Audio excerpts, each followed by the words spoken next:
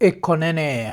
So kuna story fulani nimekuwa nikifuatilia na hii story ukicheki tabaki imekudepress. Ilikuwa kwa the Daily Nation ya leo ikiwa ni 29th October 2024 and basically the headline is fresh battle over MOI'S 300 billion. So ukisikia hivyo the first thing that comes to mind you're like MOI'S 300 billion, that must be his net worth, that is all he was worth. Of course ni pesa ya wizi, hakuna kitu yote Moi alidiscover.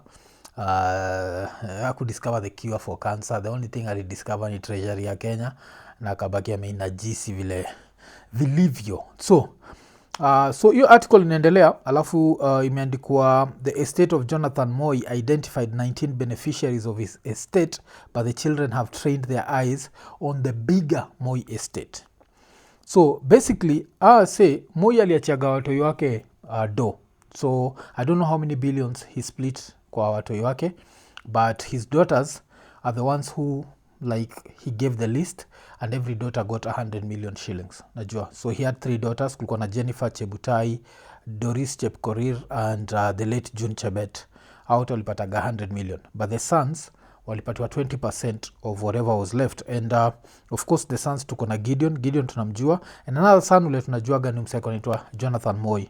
Jonathan yule msee alikuwa inasemekana most probably alidedishaga allegedly yeye ndiye alidedisha Julie Ward. So apparently alimrape alafu akabaki amemdedisha. So msee but hizo siku tunajua budake alikuwaga like that guy. So budake alikuwa na get away na anasaidia watu wake ku get away na vitu. So hao waliachiwa kila mtu, Jonathan, Raymond, John Mark, Philip na Gideon, kila mtu aliachiwa 10%. But sasa apparently yani 20%, apparently 20% haiko ina include a whole 300 billion. Hii 300 billion ni aside, iko aside. And this makes you think about like African presidents and how much they steal from us. And we've normalized this. Like try and imagine how much 300 billion would do for Kenya. This is stolen money. Mtu asikudanganye, hakuna kitu yote Moi alidiscover. Moi, and I say this respectfully, mtu asibaki amenitake attitude na nini, but Moi alikuwa a school teacher. I don't know if it was a primary school teacher ama a high school teacher. When's the last time you heard about a high school teacher worth 300 billion? So hii ni pesa ya wizi. But sasa wanafaitia hii pesa ya wizi, and what this shows me is what we should expect going forward. Because all these presidents have been rich. I think the poorest president so far imekuwa ni Kibaki, and Kibaki was still a billionaire, but now he is the poorest. Mbeleni kwa nasema Kenyatta is the richest. I'm starting to think because Kenyatta comes as ni 2 presidents, but nafikiria umse wa saa hizi I think ataenda up akiwa richer than the Kenyattas. So it's going to be interesting to see kama kina Shalin watapewa 100 million ama them they'll be treated as equals, because that's the interesting thing about Africans. Like even no matter how far we go, bado kuna kogana ile wa Afrika ubaki, and that's why nani stand out ubuda anaitwa Kirubi, because Kirubi akiacha property yake alibaki amepatia daughter wake just like alipatia son, hakuangalia gender. But kwa mseka Moi I think alikuwa nafikiria hii pesa vile unajua ni blood money vile ameget na hiyo ubaya, hakuna vile angeachia some random son in law. But yes, so ukiangalia hii story vile nasema, so ilikuwa inaenda like a son of a former rally driver Jonathan has opened a new battlefront in the fight for the estate of his late grandfather and Kenya's second president Daniel Moi. In a fresh application, Nini alisema for the purposes of administration of administering properties worth 300 billion that have not been listed in the will. 300 billion that have not been listed in the will. Adani inatuduisha kibarua ya 96 billion ili itatuchukua 30 years. So at what point do we start looking at Kenya and saying, you know what, Kenya does not have any debt. We just need to recover Kenya's money. Because 300 billion, this was not even in the will. Ushasikia gazile stories za mabuda, they are so rich, but hataki family wajue all the property, so they keep some stuff. So ile by accident if they die, that property will end up inaenda kwa mikono za watu wengine. So ubuda aliandika gawili yake and that will akabaki ameichange tena cause mse mwenye alidie on February 4th 2020 alikuwa aged 95 and before that kuenasemekana alikuwa ameandika will. So the first time aliandika will was after atoke presidency. I think maybe the shock ya presidency ilikamkoa kwa nini yake. So the first time aliandikaga will was November 15th 2005. Alafu akamade some amendments on the same will on March 30th 2010. I think when the new constitution was coming, hizi vitu zote kwa zinamchizisha akabaki amemekio.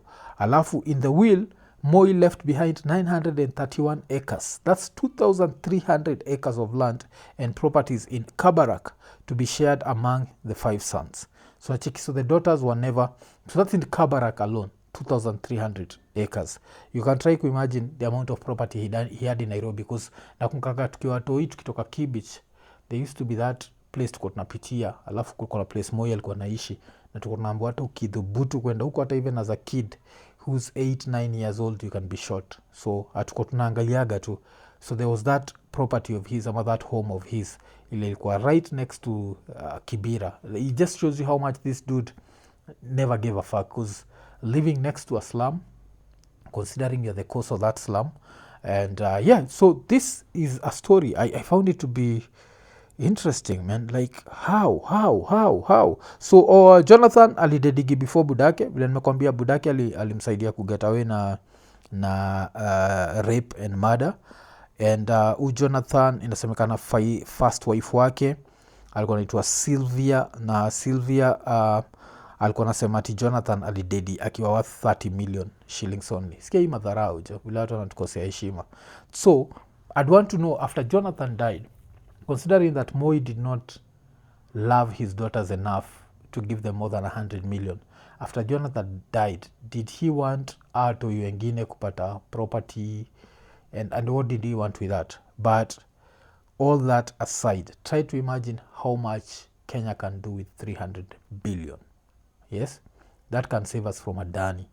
300 billion can save us from Adani Power na Adani ya nini ya airport. So this is where the money is.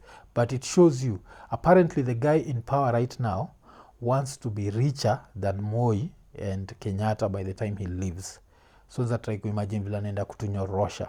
Also wamekama wakaturn the country into a business, and we don't respect taxpayers' money. And the worst thing about this is this has been normalized, and the way it's been normalized, it's made a lot of us, when we see these people fighting for 300 billion that they didn't even know about, the 300 billion that was not in a will, we are okay with that.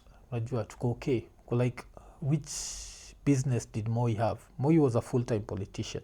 Remember majuzi tukimpeach Gachagua tuko nasema how has Gachagua made more than 24 million while his salary for 2 years in 24 million? Moi salary yake during his time was much lower, even for the salary for MPs. Salaries blew up for MPs blah blah blah after history ya multi-party kama ifike hii level ilifika. So Moi had a very modest salary. Can't remember what it was, but he was worth more than 300 billion, because this is what was not on the will. I'm sure what was on the will must have been even 700 billion. So these people are still fighting for this, and for them to fight for it in a court of law shows you how much they don't even respect us. Acheki, how to respect kabisa.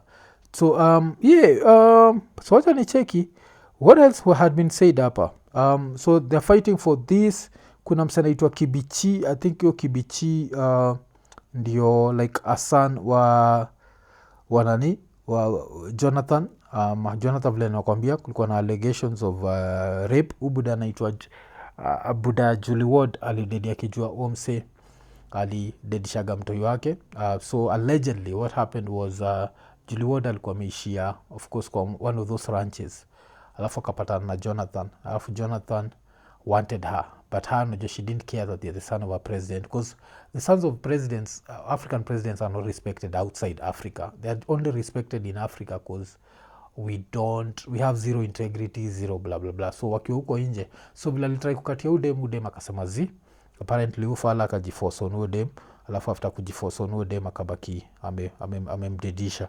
Alafu hiyo story of course budake alishinda akifight for your story, but that story never, he was never able to get justice. And yeah, so that was this. And yeah, ukienda tu hata uandike Jonathan Moi, utaona everything that you write Jonathan Moi, utaona nini anakam. So in June 2021 16th June kulikuwa na story ya Julie Ward au budake.